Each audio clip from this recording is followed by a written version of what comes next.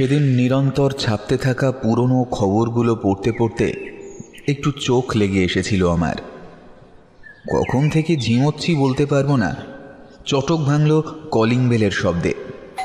চোখ খুলে দেখি পুঁটিরাম গামছা দিয়ে মুখ মুছতে মুছতে দরজার দিকে এগোচ্ছে।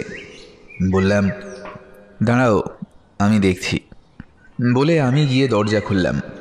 দেখি এক বছর 29 কি 30-এর যুবক হাতে একটা কাগজ নিয়ে কৌতূহলী দৃষ্টিতে আমার দিকে চেয়ে রয়েছেন। কাকে চাই?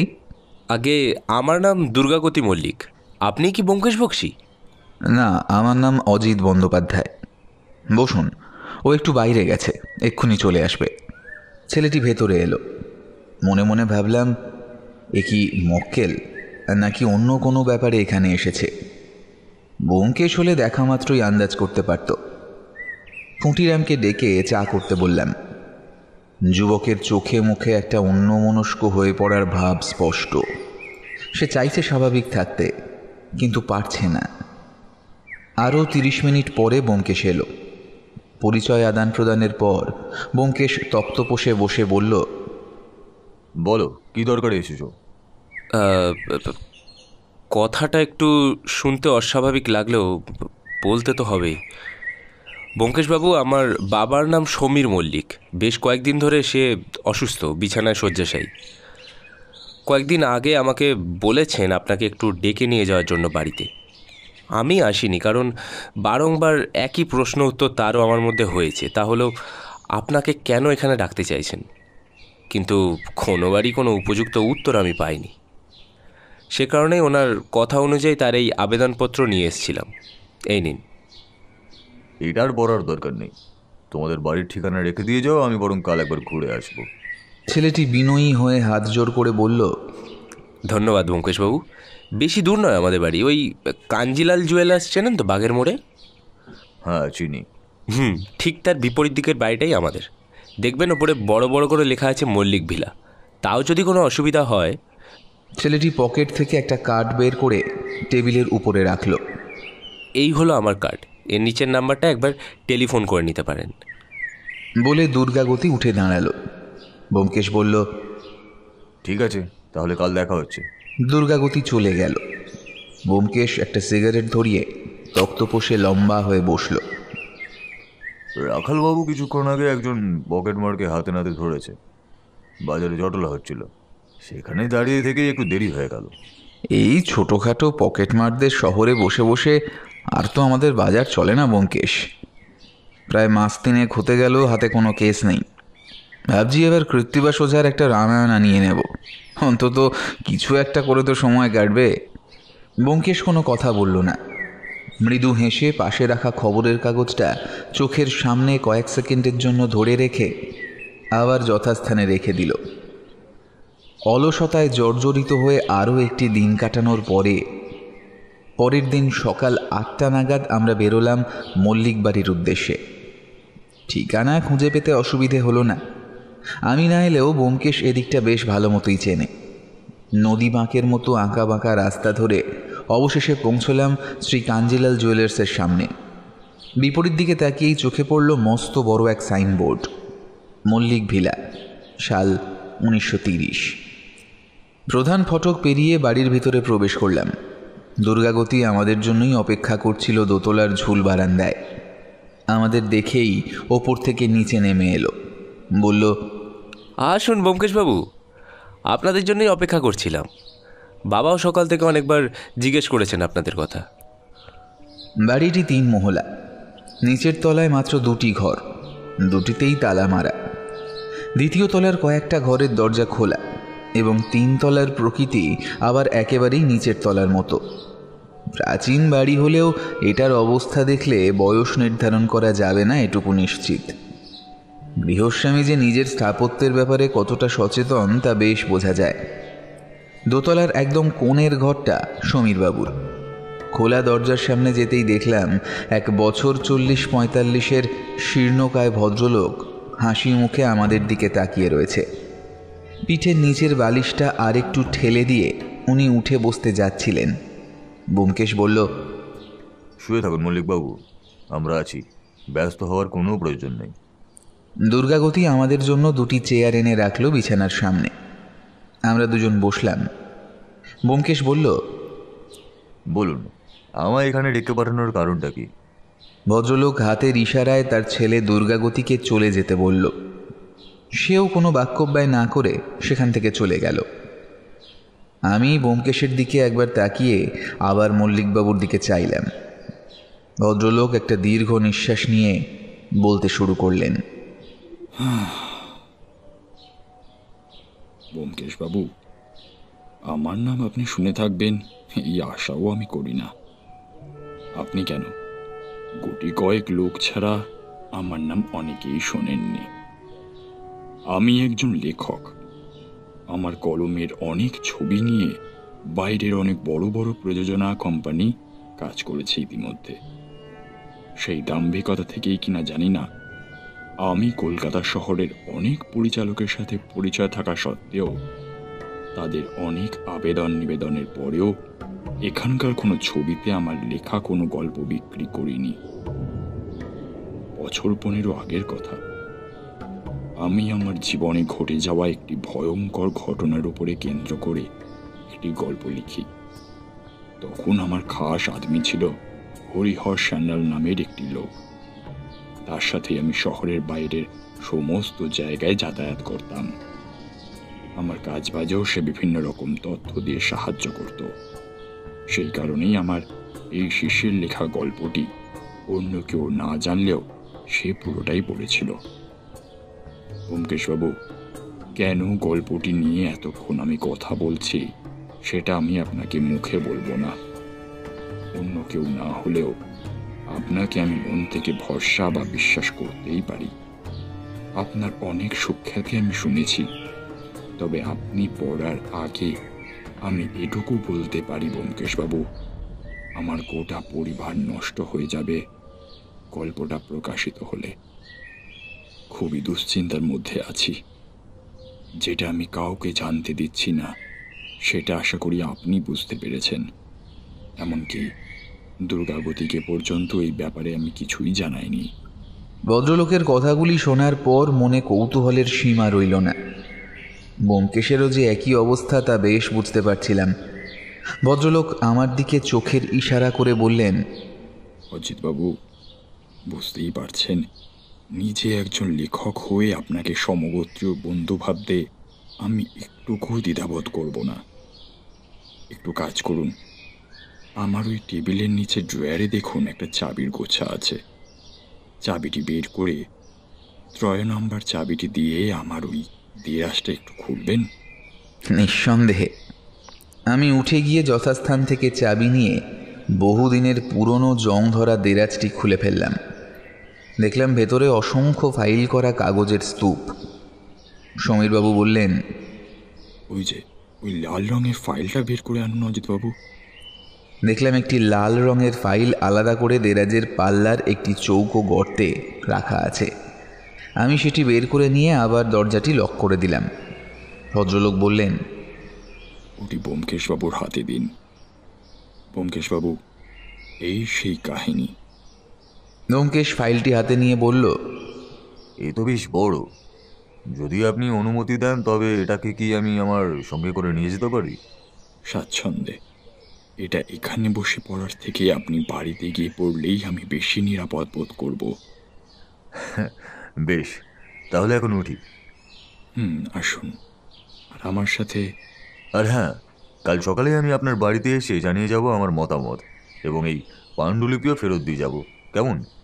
ভদ্রলোক কেবল আশ্বস্ত হয়ে মাথা নাড়লেন। বাইরে বেরিয়ে দেখি একজন মহিলা ঝুল বারান্দায় দাঁড়িয়ে চুল মুছছেন। আমাদের দিকে সন্দিগ্ধ দৃষ্টিতে চেয়ে রইলেন যতক্ষণ আমরা ওই বাড়ির সীমানা পেরিয়ে রাস্তা পর্যন্ত এলাম। ফেরার সময় রিকশাতে বসে প্রশ্ন করলাম, কি ব্যাপার বলো তো ব্যোমকেশ? এমন কি হতে পারে যাতে সমীরবাবু পারিবারিক সংকট বোধ করছেন?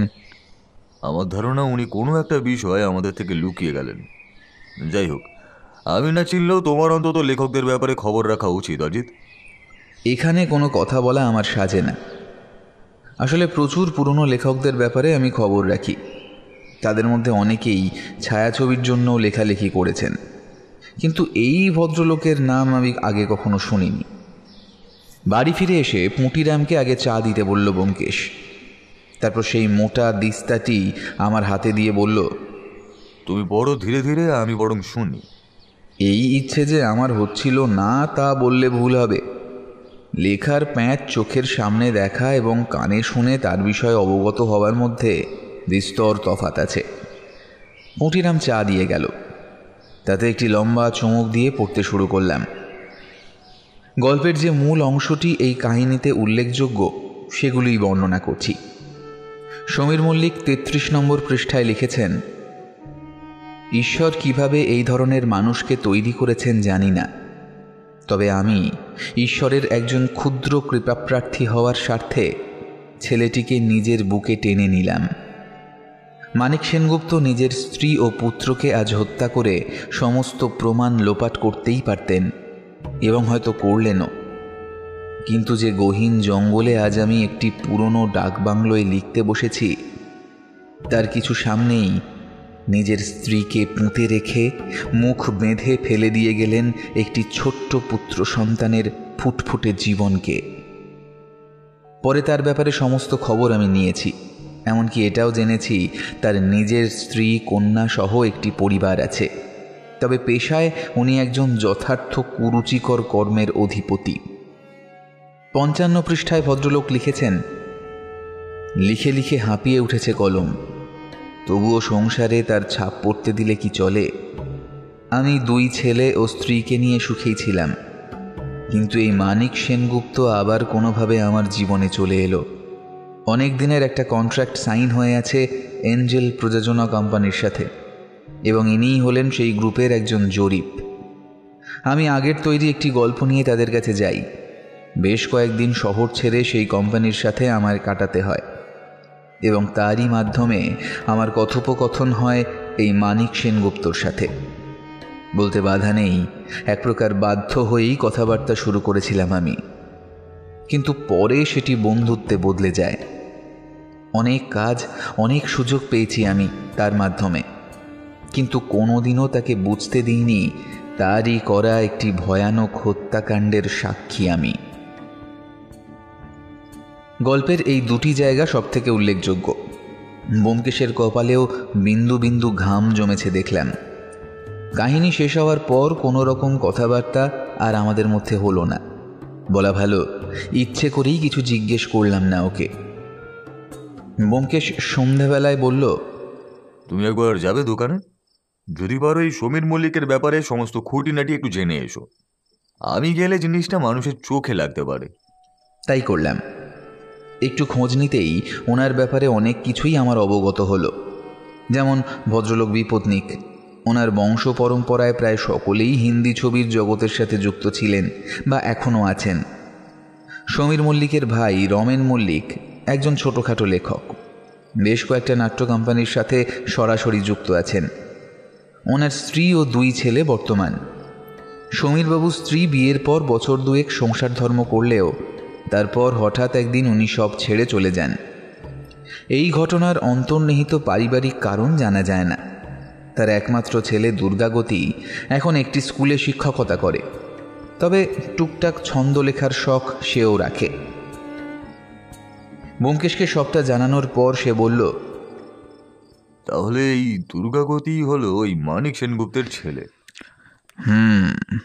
ওনার লেখা অনুযায়ী তো তাই দাঁড়ায়, কিন্তু এই মানিক সেনগুপ্তটা আসলে কে, তার ঠিকানা কি, এবং এর থেকে সাম্প্রতিক পারিবারিক সংকটের ভূমিকা হচ্ছে কিভাবে, সেটাই তো ধরতে পারছি না। বাকিটা কাল সমীর বাবুই বলবেন। চলো আজ একদম দাবা খেলা যাক। সেদিন রাতে আমাদের দাবা খেলা চলল প্রায় 2টো পর্যন্ত। সত্যবতী বাড়িতে না থাকলে এই অনিয়মগুলো আমাদের চলতেই থাকে। পরদিন সকালে ঘুম থেকে উঠেই দুজনে তৈরি হয়ে বেরিয়ে পড়লাম। আজ বাড়িতে ঢোকার মুখেই নতুন 2জন ব্যক্তির সাথে দেখা হলো। একটি বছর 15 ছেলে এবং একজন কাঁচা পাকা চুলওয়ালা 40 কি 42 বছর বয়সের লোক। ব্যোমকেশের সামনে এসে দাঁড়িয়ে ভদ্রলোক বললেন, নমস্কার ব্যোমকেশবাবু, আমার নাম রমেন মল্লিক। স্ত্রীর মুখে বর্ণনা শুনেই আন্দাজ করেছিলাম আপনারাই এসেছেন আমাদের বাড়িতে, কিন্তু কি ব্যাপার বলুন তো? পরক্ষণেই ওনার চোখ পড়ল আমার হাতে মুড়ে রাখা সমীরবাবুর দেওয়া লাল মলাটে মোড়া পাণ্ডুলিপির উপর। ওখানে কি এখন কি গোয়েন্দাগিরি ছেড়ে লেখালেখি শুরু করেছেন নাকি? আপনার একটু ভুল হচ্ছে রামেনবাবু। আমি গোয়েন্দাগিরি কোনোদিনই করি না, এবং লেখক হওয়ার মতন ভাষার উপর দখলও আমার নেই। আমি একজন সত্যান্বেষী। শুধুমাত্র অন্ধকারাচ্ছন্ন মিথ্যার করাল গ্রাস থেকে সত্যকে টেনে বের করাই আমার একমাত্র জীবিকা। রমেনবাবু স্থির দৃষ্টিতে কিছুক্ষণ ব্যোমকেশের দিকে চেয়ে থেকে ছেলেটির হাত ধরে সেখান থেকে চলে গেলেন। আমরা উপরে এলাম। সোজা সমীরবাবুর ঘরের সামনে এসে দেখি দুর্গাপতি তার বাবাকে ওষুধ খাইয়ে দিচ্ছে। আমাদের দেখে সে ঈষৎ হেসে বলল, নমস্কার, এসেছেন আপনারা? আসুন আসুন, বসুন। বাবার এই সময় একটা ওষুধ থাকে। যাক, আপনারা কথা বলুন, আমি চা পাঠিয়ে দিচ্ছি। আমরা দুজন চেয়ারে বসলাম। সমীরবাবু নিচু গলায় প্রশ্ন করল, পড়েছেন কাহিনীটা? বললাম। তবে এই মানিক সেনগুপ্ত লোকটির ব্যাপারে যেটুকু তথ্য আপনি দিয়েছেন তাতে আমি সন্তুষ্ট হতে পারিনি। আপনি কি এই ব্যক্তির পরিচয়ের ব্যাপারে আমাদের অবগত করতে চাইছেন? ভদ্রলোক একটু দরজার দিকে দেখে নিয়ে বললেন, আমি যে নামটি লিখেছি সেটি ওই ব্যক্তির আসল নাম নয়। এমনকি আসল নাম জানলে আপনারা একেবারেই তাকে চিনে নেবেন, এইটুকু আমার বিশ্বাস। ব্যোমকেশবাবু, আপনাদের কাছে লুকাবো না। আমার মাথার কাছে গদির নিচে দেখুন কয়েকটি খাম রাখা আছে, ওগুলো একটু দয়া করে বের করুন। ব্যোমকেশ জাজিম উঁচু করে কয়েকটি হলদে খাম বের করল। তারপর বলল, প্রতিটি চিঠিতেই তো লোকাল পোস্টাল স্ট্যাম্প রয়েছে। বলে সে খামের থেকে একটি ছোট্ট কাগজ বের করল। তাতে গোটা গোটা অক্ষরে লেখা, তোমার একটি গল্পের পাণ্ডুলিপির খবর আমি পেয়েছি। খুব শীঘ্রই সেটি আমার হাতে না তুলে দিলে আমি সমস্ত ঘটনাটি রতন রক্ষিতকে জানিয়ে দেব। তাই বলছি, পাণ্ডুলিপি বা তার বদলে 50,000 টাকা আমার ঠিকানায় পাঠিয়ে দাও। ব্যাপারটি জানাজানি হলে কি হতে পারে তা আশা করি আমায় লিখে বোঝাতে হবে না। বাকি দুটি চিঠিতেও একই ধরনের হুমকি দেওয়া হয়েছে, কিন্তু কোনো ঠিকানার উল্লেখ নেই। ব্যোমকেশ বলল, আমি যাকে অনুমান করছি আপনার সন্দেহ কি তার উপরেই? সে ছাড়া এই বিষয়ে কেবল জানেন আপনি এবং অজিতবাবু। অর্থাৎ আপনার পুরনো সঙ্গী হরিহর সান্যাল। কিন্তু সে এতদিন পরে হঠাৎ বিষয়টা নিয়ে এতই বা ভাবতে যাবে কেন? এর কি কোনো কারণ আছে? আর সমীরবাবু, আপনার এই পাণ্ডুলিপির 42তম পৃষ্ঠাটি কি আপনি ছিঁড়ে ফেলেছিলেন, মানে বাদ দিয়েছিলেন? ভদ্রলোক চমকে উঠে বলল, আমি তো কোনো কিছুই বাদ দিইনি। কেন, ওই পৃষ্ঠাটি কি আপনারা খুঁজে পাননি? ব্যোমকেশের কাছেও ব্যাপারটা নতুন। আসলে আমি ব্যাপারটা তখন অতটা গুরুত্ব দিইনি, এবং 41 ও 43 পৃষ্ঠার বিষয়ের মধ্যে খুব একটা ভেদাভেদ নেই বলে তখন পড়ার গতিতেও তেমন কোনো বাধা আসেনি। ব্যোমকেশ ভ্রুকুটি করে আমার দিকে তাকিয়ে আবার সমীরবাবুর দিকে তাকালো। তারপর বলল, আপনি নিশ্চিত আপনার এই দেরাজ কেউ অনুমতি না নিয়ে খোলে না? ব্যোমকেশবাবু, এই ঘরে কেবল আমার চাকর নিধিরাম এবং ছেলে দুর্গাবতী ছাড়া অন্য আর কেউ আসে না। আমার ভাইয়ের সাথে আমার তেমন ভালো সম্পর্ক নেই, তবে ওর বড় ছেলেটি অমল আমায় খুব ভালোবাসে। ও কালে ভদ্রে এসে জেঠুর খোঁজ নিয়ে যায়। কিন্তু তাহলে এই পাণ্ডুলিপির মধ্যেকার একটা পৃষ্ঠা কিভাবে উধাও হয়ে গেল? আপনারা ভালোভাবে দেখেছেন তো? একবার নয়, বহুবার এই লেখাটি উল্টে পাল্টে পড়া হয়েছে সমীরবাবু। ব্যোমকেশ কিছুক্ষণ চুপ করে রইল। তারপর বলল, মনে করতে পারেন না ওই পৃষ্ঠায় আপনি কি লিখেছিলেন? ভদ্রলোক ইতিবাচক মাথা নেড়ে বলল, এই পাণ্ডুলিপির প্রতিটা পৃষ্ঠা আমার মুখস্থ ব্যোমকেশবাবু, এবং বিশেষ করে ওই পাতায় আমার নিজের ছেলে জুয়নের কথা লেখা ছিল। তার জন্মের সময় আমার স্ত্রীর অ্যাক্লেমসিয়া রোগ হয়। কোনো মতে সন্তানটিকে এবং তাকে আমি বাঁচাতে পারি। তবে বছর দুয়েক পর থেকেই দুর্গাগতির উপর সে শুরু করে অকথ্য অত্যাচার। তখন সেও দুধের শিশু। একটি আয়া রেখেছিলাম, তাকেও সহ্য করতে পারতেন না। হঠাৎ একদিন ঘুম থেকে উঠে দেখি আমার ছেলেকে নিয়ে আমার স্ত্রী বাড়ি থেকে চলে গেছে, আর রেখে গেছে একটা চিঠি। যাতে এটাই বোঝানো হয়েছে যে সে আর ফিরবে না। সেই থেকে দুর্গাগতি আমার সব কিছু ব্যোমকেশবাবু, সব কিছু। দুর্গাগতি কি সম্পূর্ণ ব্যাপারটা জানে, নাকি ওকে আপনিই জানাননি? ও কিছুই জানে না, আর মিছে জানি ওকে আমি কষ্ট দিতেও চাই না ব্যোমকেশবাবু। আর আপনার ভাই? সে তখন ছিল অন্য শহরে। এসব ঘটনা ঘটে যাবার বছর 5 পরে সে এখানে আসে।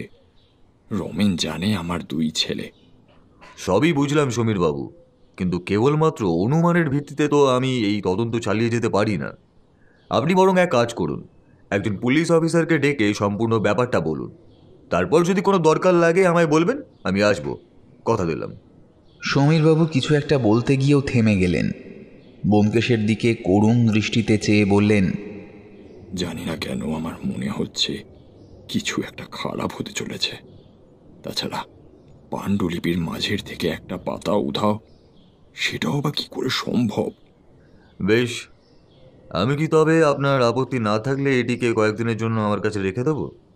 রাখুন, রেখে দিন ব্যোমকেশবাবু। তবে একটি বার হরিহরের ঠিকানায় যদি আপনি নিজে গিয়ে, আমি আপনাকে যথাযথ পারিশ্রমিক দেব ব্যোমকেশবাবু। বেশ, পারিশ্রমিকের কথা না হয় পরেই হবে। আপনি ঠিকানা বলুন, আমি যাওয়ার সময় একবার ঘুরে যাব। ভদ্রলোক ঠিকানাটি বললেন। আমি একটি ছোট্ট কাগজে সমস্তটা নোট করে ওনার কাছ থেকে বিদায় নিলাম। যে ঠিকানা আমরা পেলাম সেখানকার দূরত্ব প্রায় 9 কিলোমিটার। এই টানাটানির বাজারে ট্যাক্সি ভাড়া দিয়ে সেখানে পৌঁছতে বেশ কয়েকবার আমাদের মুখ চাওয়াচাবি করতে হলো, এবং সত্যিই ভাবতে পারিনি কলকাতার বুকেও এমন কোনো জায়গা আছে যেখানে কংক্রিটের জঙ্গল এখনও পর্যন্ত ঘিরে ফেলেনি। তবে ইতস্তত শিকড় বাকড় গজাচ্ছে তা বলতে বাধা নেই। নির্দিষ্ট বাড়ির সামনে গিয়ে দরজায় কড়া নাড়তেই ওপাশ থেকে এক মহিলার কণ্ঠ পেলাম। আসছি। দরজা খুলল একজন মহিলা, সুশ্রী, গায়ের রং উজ্জ্বল শ্যামবর্ণ। আমাদের দেখে মাথায় ঘোমটা টেনে বলল, কাকে চাই? এটা কি হরিহর বাবুর বাড়ি? হ্যাঁ, কেন বলুন তো? ওনার সাথে একটু আমার দরকার ছিল। উনি কি বাড়ি আছেন? হ্যাঁ আছেন, আপনারা বসুন, আমি ডেকে দিচ্ছি। আসুন, ভেতরে আসুন। আমরা ভেতরে এসে বসলাম। ঘরের ভেতরকার আসবাবপত্রে আধুনিকতার ছোঁয়া। এমনকি আমাদের যে চেয়ারে বসানো হলো তার উপরে পাতা গদিও একটু অন্য রকম। এর আগে এমন অভিজ্ঞতা আমার হয়নি। হরিহর সান্যাল মাথা মুছতে মুছতে এই ঘরে এলেন। বললেন, আপনাদের তো ঠিক।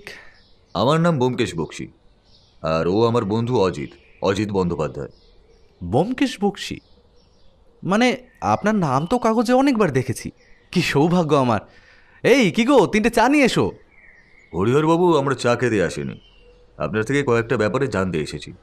কি ব্যাপার বলুন তো? সমীর মল্লিকের সাথে আপনার কতদিনের পরিচয়? অপ্রত্যাশিত একটি প্রশ্ন শুনে হরিহরবাবু খানিক থ হয়ে গেলেন। তারপর বললেন, বছর 10 হয়ে গেল এই লাইন আমি ছেড়ে দিয়েছি ব্যোমকেশবাবু। এখন ছোটোখাটো একটা মাছের হ্যাচারি করে জীবিকা নির্বাহ করি। ওর ব্যাপারে তারপর থেকে আমি আর কিছুই জানি না। কেন বলুন তো? তার লেখা একটা পাণ্ডুলিপির ব্যাপারে আপনি জানতেন? যদিও আপনাকে একান্ত নিজের মানুষ মনে করে সেই ব্যাপারে জানানো হয়েছিল, সেই ব্যাপারে কোনো আলোকপাত করতে পারেন কি আপনি? ভদ্রলোক একটু চিন্তা করে বললেন, আমি জানতাম, তবে সেই ব্যাপারে পুঙ্খানুপুঙ্খ বর্ণনা দেওয়া এই সময় দাঁড়িয়ে আমার পক্ষে সম্ভব নয়। আসলে ব্যাপারটাও তো ভালো করে আমার মনেও নেই। কেবল এইটুকুই মনে আছে, আমি বলেছিলাম যে সে যেন এই গল্পটি কোনোদিনও প্রকাশ না করে, এতে তার জীবন বংশ সব কিছু শেষ হয়ে যেতে পারে। বেশ, তাহলে আপনি এই দুর্বল দিকটি জানতেন। আপনার কি মনে হয় অন্য কেউ যদি সেই ব্যাপারে জানতে পারে তাহলে কত বড় ক্ষতি হয়ে যেতে পারে? ক্ষতি কতটা হবে তা বলতে পারবো না, তবে রতনরক্ষিত সমীরের মৃতদেহ পর্যন্ত অক্ষত রাখবে না, এই ব্যাপারে আমি নিশ্চিত। হরিহরবাবু, বলতে বাধা নেই। এখন আমার চোখে আপনিই সেই ব্যক্তি যে সমীরবাবুকে চিঠি দিয়ে পাণ্ডুলিপির বদলে অর্থ বা আসল কাগজগুলির দাবি করেছেন, কারণ আপনি ছাড়া এই ব্যাপারে অন্য কেউ জানে না। তাই আপনি যদি আপনার ব্যাপারে কাগজে পড়েই থাকেন তাহলে এটুকু জানবেন নিশ্চয়ই যে একজন সত্যান্বেষী হিসাবে আমি হাত গুটিয়ে বসে থাকতে পারি না। প্রয়োজন হলে আপনার কাছে আবার আসতে পারি। আশা করব আপনার কোনো আপত্তি থাকবে না। ভদ্রলোক এই কথাগুলি শুনে যে খুব সন্তুষ্ট হবেন না সেটাই স্বাভাবিক। রুক্ষ কণ্ঠে বললেন, নিজেকে যখন সত্যান্বেষী বলে দাবি করছেন, তখন আশা করব কোনটা ঠিক আর কোনটা ভুল খুব শীঘ্রই আপনি তা বুঝতে পারবেন। আর হ্যাঁ, আমার বাড়িতে কিন্তু আপনাকে সব সময় স্বাগতম। এখন আসতে পারেন। নমস্কার। আমরা বেরিয়ে এলাম। ফেরার সময় ব্যোমকেশ একটা কথাও বলল না। বাড়িতে ফিরে আমি জিজ্ঞেস করলাম, হরিহরবাবুকে তোমার কেমন লোক বলে মনে হলো?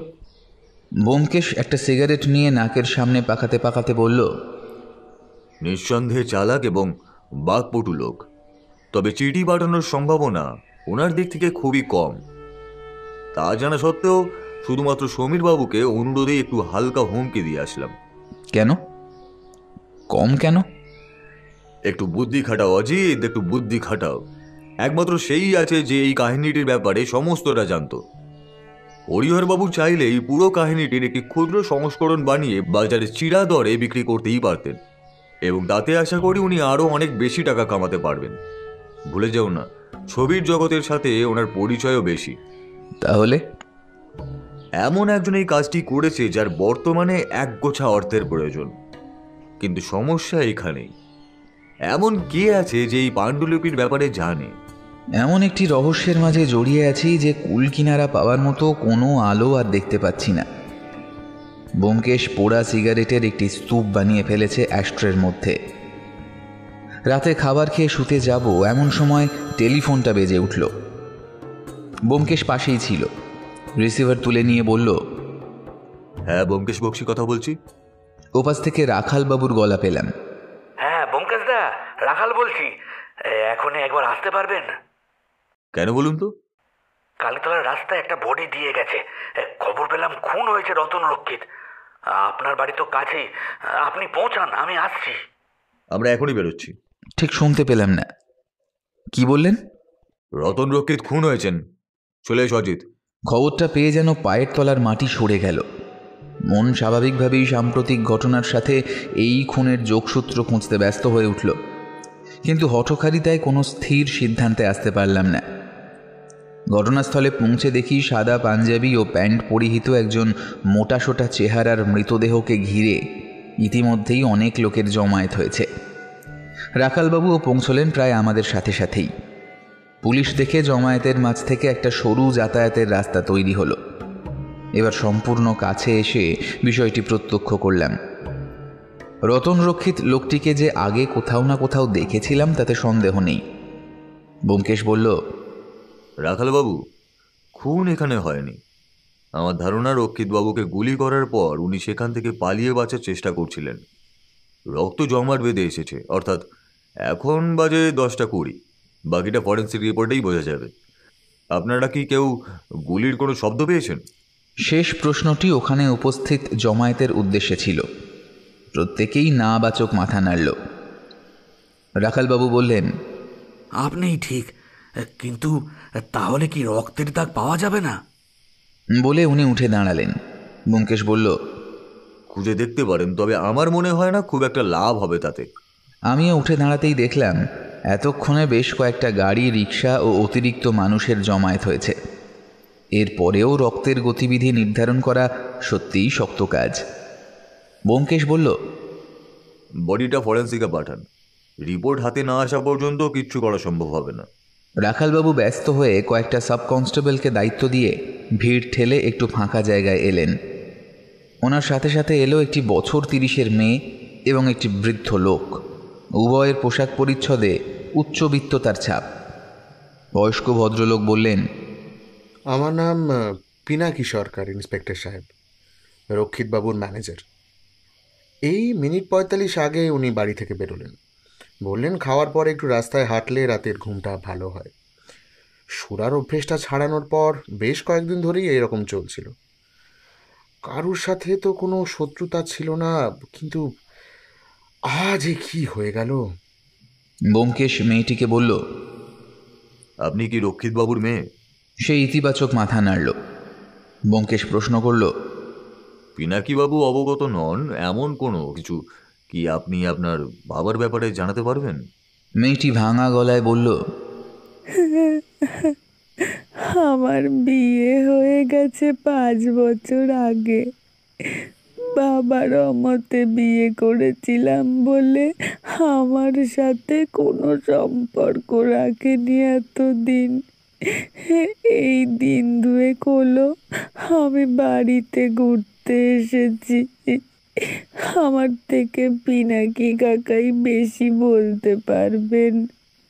বেশ, তবে চলুন, বাড়িতে ওনার ঘরটা একটু দেখতে হবে। রাখালবাবুর জিপে যখন আমরা সবাই উঠলাম তখনই রক্ষিতবাবুর গাড়ি নিয়ে আর একটা গাড়ি পোস্টমর্টমের জন্য বেরিয়ে গেল। রক্ষিতবাবুর বাড়ি দেখলেই বোঝা যায় সৎপথে টাকা রোজগার করে বানানো অট্টালিকা এটা নয়। সমীরবাবুর পাণ্ডুলিপি অনুযায়ী খুব একটা ভালো লোক উনি ছিলেন না, সেটা মেনে নেওয়াই যায়। বাড়ির ভিতরের দেওয়ালে সর্বত্র বড় বড় তারকাদের সঙ্গে কাটানো মুহূর্তের ছবি বাঁধিয়ে ঝোলানো আছে। এই তারকাদের অনেককেই আমি চিনি। রক্ষিতবাবুর ম্যানেজার পিনাকি আমাদের নিচের তলার একটি বড় হল ঘরে নিয়ে গেলেন। এটিকে স্টুডিও বললে ভুল হবে না। ঘরের এক কোণে প্রজেক্টরের মাধ্যমে ছবি উপভোগ করার ব্যবস্থা আছে। তার সামনে লম্বা তক্তপোষের সামনে সাজা আছে একটি কোমর সমান উঁচু পেতলের হুঁকোদানি। পিনাকিবাবু বললেন, ওখানে বসেই দিনের বেশিরভাগ সময় কাটাতেন রক্ষিতবাবু। তাছাড়া আর কোনো ঘরে যেতেন না, না অন্য কারোর খবর নিতেন। ব্যোমকেশ সেদিকে এগিয়ে গেল। সামনে রাখা একটি কাঠের বাক্সের দিকে অঙ্গুলি নির্দেশ করে বলল, ওটা কি? ওটার মধ্যে সমস্ত পুরনো কালেকশনের রিল রয়েছে, ওগুলো দেখেই তো দিন কাটাতেন। ব্যোমকেশ বাক্সটি খুলে কয়েকটা রিলের খাপ চোখের সামনে তুলে দেখল। আমিও একটু এগিয়ে গেলাম। দেখলাম তাতে ছবির নাম ও প্রধান কয়েকটি তারকার নাম লেখা আছে। বোধহয় এগুলো রক্ষিতবাবু নিজেই লিখেছেন। এমন সময় চোখে পড়ল জিনিসটা। দেখলাম একদম তলার একটি খাপের থেকে একটা কাগজের অংশ কিছুটা বেরিয়ে আছে। কৌতূহলবশত বললাম, দেখো তো ওটা কোনো চিঠি কিনা। ব্যোমকেশ তলার থেকে খামটি বের করলো। তারপর যে কাগজের টুকরোটি ওই খামের ভেতর থেকে বেরোলো তা দেখে আমি স্তম্ভিত হয়ে সেদিকে চেয়ে রইলাম। দেখলাম এটি সেই পাণ্ডুলিপি থেকে উধাও হয়ে যাওয়া একমাত্র পাতাটি, অর্থাৎ 42 নম্বর পৃষ্ঠা, অর্থাৎ সমীরবাবুর লেখা কাহিনীর 42 নম্বর পৃষ্ঠা। আমি ও ব্যোমকেশ মুখ চাওয়াচাওয়ি করলাম। রাখালবাবু বললেন, ওটি কি? জকের ধন। চলুন আমাদের বাড়ি চলুন, বাকিটা না হয় ওখানেই বলছি। পিনাকিবাবু, একদম চিন্তা করবেন না, খুব শীঘ্রই আততায়ীকে পুলিশের হাতে তুলে দেব। আমরা বাড়িতে ফিরে এলাম। সিঁড়ি দিয়ে ওঠার সময় শুনতে পেলাম ঘরের ভেতর টেলিফোনটা বাজছে। ব্যোমকেশ দ্রুত পায়ে এসে রিসিভারটা তুলে নিল। ব্যোমকেশ বক্সি বলছি।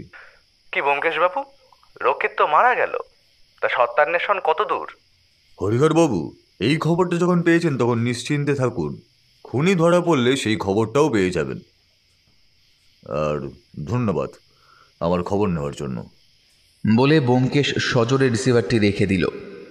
রাখালবাবু প্রশ্ন করলেন, ব্যোমকেশ দা, ব্যাপারটা কি বলুন তো, আমি তো কিছুই বুঝতে পারছি না।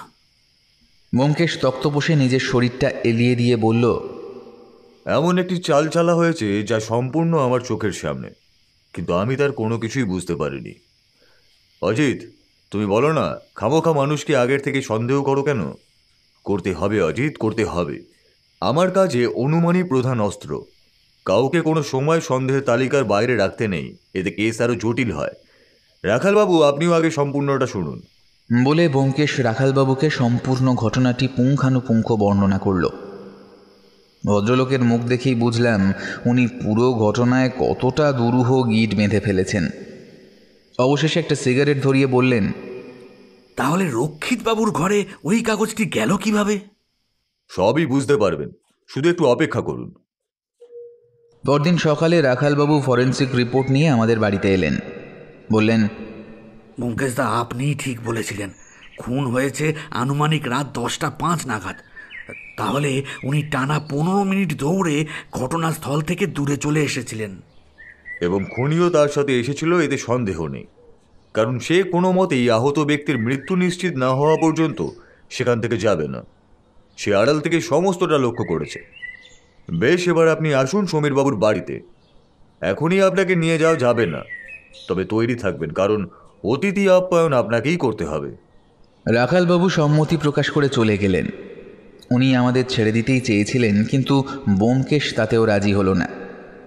আমরা রিক্সা নিয়ে সমীরবাবুর ঘরে যখন পৌঁছলাম, তখনও আগের দিনের মতো দেখলাম দুর্গাগতি তার বাবাকে ওষুধ খাওয়াচ্ছে। ব্যোমকেশ বলল, ওষুধের শিশিটা একটু আমার চাই সমীরবাবু। সে তো ফুরিয়ে গেছে দেখে এইমাত্র নালায় ফেলে দিলাম ব্যোমকেশবাবু। আমি এক কাজ করতে পারি, আপনাকে প্রেসক্রিপশনটা দিতে পারি, যাতে ডাক্তারবাবু ওষুধ লিখে দিয়েছিলেন। কোথায় সেটা? ছেলেটি সঙ্গে সঙ্গে ড্রয়ার থেকে একটি ডাক্তারের নাম ও টেলিফোন নাম্বার সহ কাগজ বের করে ব্যোমকেশের হাতে দিল। দেখলাম তাতে কয়েকটা ক্যালসিয়ামের ওষুধ ছাড়া আর কিছুই লেখা নেই, এবং সব শেষে লেখা আছে একটি হজমের তরল ওষুধ। ব্যোমকেশ জিজ্ঞেস করল, আপনার রোগটা কি হয়েছিল জানতে পারি? ভদ্রলোক ব্যোমকেশের এই কাজকর্মে কিছুটা বিস্মিত হয়ে পড়েছিলেন। ধাতস্থ হয়ে বললেন, বিশেষ কিছু নয়, তবে কর্মজীবনে একবার শুটিং দেখতে গিয়ে একটা চলন্ত গাড়ির থেকে পড়ে গিয়েছিলাম আমি। সেই থেকে পিঠের দিকটায় একটা চিনচিনে ব্যথা ছিল। বয়স কম ছিল ব্যোমকেশবাবু, অতটা তখন গুরুত্ব দেয়নি। হঠাৎ বছর খানেক আগের থেকে এক জায়গায় বেশিক্ষণ বসে থাকলেই সেই জায়গায় বেশ ব্যথা অনুভব করতে শুরু করলাম। দুর্গাগতির তখন সবে সবে চাকরি হয়েছে। বলল আর বেশি কষ্টের কাজ করা দরকার নেই। সে কারণে ধীরে ধীরে বাইরে বেরোনোই বন্ধ করে দিলাম আমি। কিন্তু ব্যোমকেশবাবু, সত্যি বলতে তারপর থেকে আমার শরীরের উন্নতির থেকে বেশি হয়েছে অবনতি। এখন নিধিরাম খাইয়ে দেয় বলে দুটো খেতে পারি। দুর্গাগতি স্কুলে চলে গেলে আমি পুরো একা হয়ে যাই। ভদ্রলোকের কথা শুনে মায়া হলো। ব্যোমকেশ বলল, আপনার বাড়িতে প্রবেশ করার জন্য আর কোনো জায়গা আছে কি? কই না তো। ব্যোমকেশ এবার একেবারে সমীরবাবুর সামনে চেয়ার টেনে বসল। তারপর নিচু গলায় বলল, রতন রক্ষিত খুন হয়েছে, খবর পেয়েছেন? ভদ্রলোক প্রায় আঁতকে উঠলেন। বললেন, খুন? ব্যোমকেশ হাতের ইশারায় সতর্কতা আনল। সমীরবাবু বললেন, খুন? কখন? কিভাবে? সব বলবো সমীরবাবু, এবং আপনার খোয়া যাওয়া পাণ্ডুলিপির পাতাটিও উদ্ধার হয়েছে। কোথায় পেলেন? রতন রক্ষিতের ঘরে। কি অদ্ভুত ঘটনা ব্যোমকেশবাবু, এটা কিভাবে সম্ভব? মানে আপনি কি নিশ্চিত? বলে ব্যোমকেশ পকেট থেকে ওই 42 নম্বর পাতাটি বের করে সমীরবাবুর চোখের সামনে ধরল। তারপর বলল, দেখুন তো, এটি সেই কাগজ কিনা? ভদ্রলোকের চোখ আটকে রইল কাগজটির দিকে। ঠোঁটের চামড়া কয়েকবার কেঁপে উঠল বিস্ময়ে। ব্যোমকেশ বলল, এই কাগজে রতন রক্ষিতের প্রয়াত স্ত্রী এবং তার বাপের বাড়ির সম্বন্ধেও আপনি সব গচ্ছিত তথ্যের ব্যাপারে লিখেছিলেন। যদি আমি খুব ভুল না করে থাকি, আপনার স্ত্রী মৃণালিনী দেবী ওই একই বাড়ির মেয়ে ছিলেন, তাই তো? এই পাতাটি আমি ব্যোমকেশের থেকে নিয়ে পড়িনি, তবে এখন ওর মুখে কথাটা শোনার পর মনে আরও কয়েকটা জটিল জায়গা বাড়ল বই কমল না। সমীরবাবু নিচু গলায় বললেন, তখন দুর্গাগতি একদমই ছোট। ওকে নিয়ে কি করব কিনা এসব ভাবতে ভাবতে ওর বাড়ির ঠিকানা বের করে তাদের বাড়িতে পৌঁছেছিলাম। ওই বাড়িতে মৃণালিনী ছাড়া শুধু ছিল তার বৃদ্ধা মা। তার সামনে আমার দেখা চাক্ষুষ বর্ণনার কথা আমি বলতে পারিনি, তাই মৃণালিনীকে সব বুঝিয়ে বলি, এবং এটাও বলি যদি এই মুহূর্তে কোনো রকম পুলিশি ব্যবস্থার কথা চিন্তাও করা হয়, তাহলে ওরাও মরবে, সাথে মরব আমিও। তার মাঝে অসহায় হয়ে পড়বে এই নিষ্পাপ শিশুটি। তাকে দেখার আর কেউ থাকবে না। এই শর্তে বিয়ে করেছিলাম আমি তাকে। দোষ আপনার নয় সমীরবাবু, আপনি তো সবটা জানাতেই চেয়েছিলেন। আর একটু অপেক্ষা করুন, সমস্ত বিষয়টা বের করে আনবো আপনার সামনেই। আপনি খালি পেটে ওষুধ খেলেন তো? হ্যাঁ, কেন বলুন তো? কিছু খাবেন না, আমি ডাক্তার পাঠাচ্ছি। একটু আপনার রক্ত পরীক্ষা করতে হবে। দুর্গাগতি পাশের ঘরেই থাকে তো? হ্যাঁ। বেশ, চলে এসো অজিত। ব্যোমকেশ পাশের ঘরের সামনে এসে গলা ঝেড়ে বলল, স্কুলের জন্য তৈরি হচ্ছেন বুঝি? দুর্গাগতি মুখে একটা হাসি টেনে বলল, হ্যাঁ, ওই আর কি।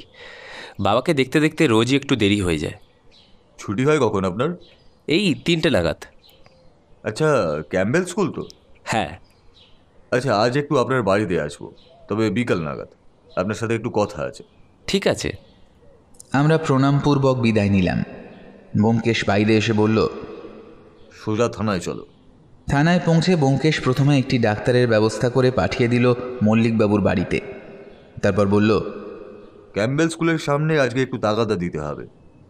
আমি একটু শিমুলতলা যাচ্ছি, খুব তাড়াতাড়ি ফিরে আসবো। বলে ব্যোমকেশ বেরিয়ে গেল। আমি ও রাখালবাবু উল্লেখিত স্কুলের সামনে গিয়ে দেখলাম দুর্গাগতি গেটের বাইরে দাঁড়িয়ে একটি যুবতী মেয়ের সঙ্গে কথা বলছে। মেয়েটির হাতে একটি বড় ব্যাগ এবং পরনে নতুন শাড়ি। তারপরেই দুর্গাগতি স্কুলের পাঁচিলের ভিতরে গেল। মিনিট 10 পরে আবার ফিরে এলো। পরক্ষণেই তারা দুজন উঠল একটা ট্যাক্সিতে। আমি রাখালবাবুকে বললাম, ওই ট্যাক্সিটা লক্ষ্য করুন। আমার মনে হয় দুর্গাগতির গতি ঠিক নেই। আমাদের গাড়ি গড়ালো। ট্যাক্সিটি থামল স্টেশনের সামনে। আমি রাখালবাবুকে হালকা কনুইয়ের চাপে বুঝিয়ে দিলাম দুর্গাগতিকে গিয়ে আটকানোর কথা। ভদ্রলোক এই ধরনের কাজে পারদর্শী। মুহূর্তের মধ্যে গাড়ি থেকে নেমে এক টানে ছেলেটিকে নিয়ে তুলল জিপের মধ্যে। দুর্গাগতির দিকে তাকিয়ে হেসে বললাম, একটু অপেক্ষা করো, ব্যোমকেশের সাথে একটু কথা বলেই চলে যেও। কি এভাবে আমায় তুলতে পারেন আপনারা? সেটা তুমি ঠিক করবে না ছোকরা। চলুন রাখালবাবু। আমরা সমীরবাবুর বাড়িতে ফিরলাম। রাখালবাবুর তত্ত্বাবধানে পুলিশি ব্যবস্থার সুবিধা পাওয়া গেল সমীরবাবুর রক্তের রিপোর্ট বের করায়। ব্যোমকেশ ফিরল বিকেল 5টা নাগাদ। আমি, রাখালবাবু ও দুর্গাগতি তখন বসে আছি মল্লিকবাবুর সামনে। ব্যোমকেশ বলল, প্রতিনিয়ত ঘুমের ওষুধ নিয়ে যাচ্ছেন হজমের নামে সমীরবাবু। আপনার রক্তের রিপোর্ট তার প্রমাণ দিচ্ছে। দুর্গাগতি নিজের হাতে লেখা ওষুধের প্রেসক্রিপশন দেখিয়ে অন্য কাউকে বোকা বানাতে পারলেও আমায় পারবে না। তবে হ্যাঁ মল্লিকবাবু, এবারও একটা জিনিস মানতেই হলো, সেটা হলো রক্তের প্রভাব। রক্ত কখনো ধোকা দেবে না। আপনার পালিত ছেলে দুর্গাগতি টাকা চুরির লোভে আপনাকে ঘুমের ওষুধ খাইয়ে প্রতিনিয়ত আপনার সিন্ধুক, আলমারি ও দেরাজ হাতিয়েছে। এই কাজ করতে গিয়েই তার হাতে পড়ে আপনার ওই পাণ্ডুলিপি। আশা করি সম্পূর্ণটাই তার পড়া। রতন রক্ষিতের ছেলে, বুদ্ধিও তার বাবার মতনই। সে ঠিক করে আপনাকে ব্ল্যাকমেল করে আপনার কাছ থেকে মোটা একটা টাকা হাতিয়ে নেবে এবং চিঠি লিখতে শুরু করে। বলা ভালো, এই জন্যই সে সহজে আমার কাছে আসতে চাইছিল না। তবুও সে আমার বাড়ি আসার আগে যে অনেকটাই গুছিয়ে নিয়েছিল, তার উদাহরণ হলো এই প্রেসক্রিপশন। একই সঙ্গে তার মামার বাড়ির ঠিকানা থেকে রতনবাবুকে আপনার বইয়ের 42 নম্বর পাতাটি ছিঁড়ে নিয়ে চিঠি মারফত পাঠায় এবং আমি নিশ্চিত সেখানেও সে কিছু টাকা দাবি করে অথবা বিষয় সম্পত্তি।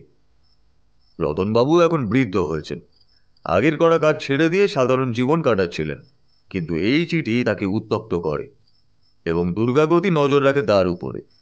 সে যখন বুঝতে পারে রতনবাবু তাকে টাকা দেওয়া তো দূর, বরং এই কাহিনীর পুরো ঘটনাটি উদ্ধারের জন্য হয়তো খোঁজ খবর লাগাতে শুরু করেছে, তখনই দুর্গাগতি বোধ করে উভয় সংকট। আপনি কিছু না করতে পারলেও তার বাবা তাকে ছোটবেলাতেই খুন করে গেছিল।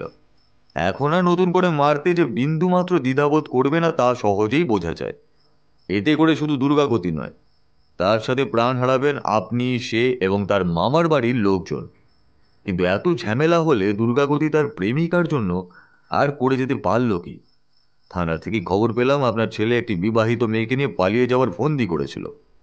নির্ঘাত কোথা থেকেও কিছু টাকা পেয়েছে। কালকেই আমার চিকিৎসা বাবদ 50,000 টাকা আমার থেকে নিয়েছে সে। বলেছে আরো ভালো ডাক্তার দেখাতে হবে। তার কাছে সম্পূর্ণ টাকা নেই, তাই আমি এখন কিছুটা দিয়ে তাকে সাহায্য করি। তাহলে হয়ে গেল 2 2 4। তবে আমি জীবনে প্রথমবারের জন্য কোনো একটা খুনকে সমর্থন করব যেটা দুর্গাগতি করেছে।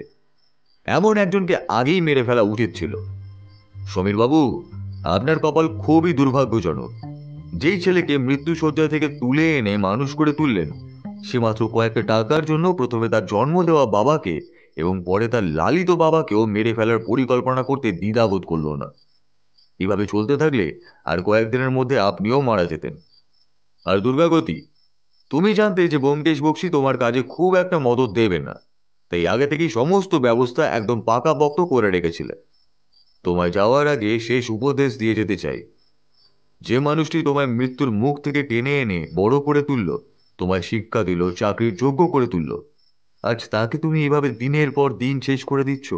এই পাণ্ডুলিপি পড়ার পরেও তোমার মনের এই পাষণ্ডতা তৈরির কারণ কি সেটা জানতে চাই না। কারণ আগেই বললাম, রক্তের মধ্যেই তোমার বিষ আছে, যেটা আগেই বললাম। তবু এতটুকু বিবেক বোধ মানুষের মধ্যে না থাকলেও তুমি তোমারই জন্মদাতার মতো তোমার পালিয়ে নিয়ে যাওয়া স্ত্রীকে গর্ভবতী অবস্থায় মেরে ফেলবে না, তার কি কোনো নিশ্চয়তা আছে তোমার কাছে? অজিত, এবার একটু সমাজের এই করুণ অবস্থা নিয়ে লেখো। মানুষের জানা উচিত কোন জায়গায় যাচ্ছে এই প্রগতিশীল সমাজ। সমীরবাবু কাঁপা কাঁপা গলায় দুর্গাগতিকে বললেন, দুর্গাগতি, হাজতবাসের আগে একবার ব্যোমকেশ বাবুর চরণ ধুলি নিয়ে যা। আশা করি যন্ত্রণাটা একটু হলেও লাঘব হবে তোর।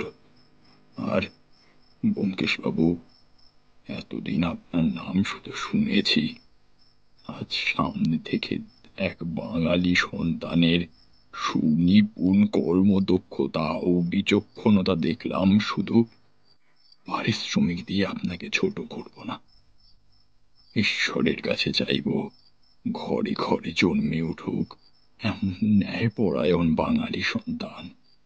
সাবাস ব্যোমকেশ, সাবাস।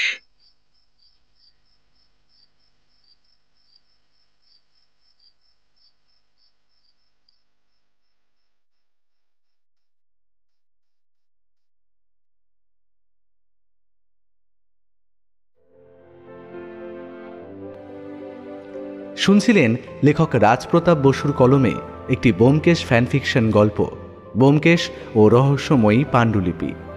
সম্পাদনা, ডিরেকশন এবং ভিডিওর ভিজুয়াল এফেক্টসে প্রায়ণ ও বুবাই। পরিচালনায় সুস্মিতা মুখার্জি। শব্দ পরিকল্পনা, মিশ্রণ এবং আবহ সৃষ্টিতে নিহান্স প্রোডাকশন হাউস থেকে শুভধর। পোস্টার ডিজাইনে কৃষ্ণেন্দু মণ্ডল। কেমন লাগলো আজকের গল্পটি? ভালো লাগলে অবশ্যই আমাদের সাবস্ক্রাইব করে আমাদের সাথে থাকুন এবং লাইক ও কমেন্টের মাধ্যমে আপনার মতামত জানান। এরকম গল্প যদি আরও শুনতে চান তাহলে প্লিজ আমাদের কমেন্টের মাধ্যমে জানান। দেখা হবে নতুন কোনো গল্পে। ততক্ষণের জন্য শুভরাত্রি। ভালো থাকবেন এবং সকলকে ভালো রাখবেন।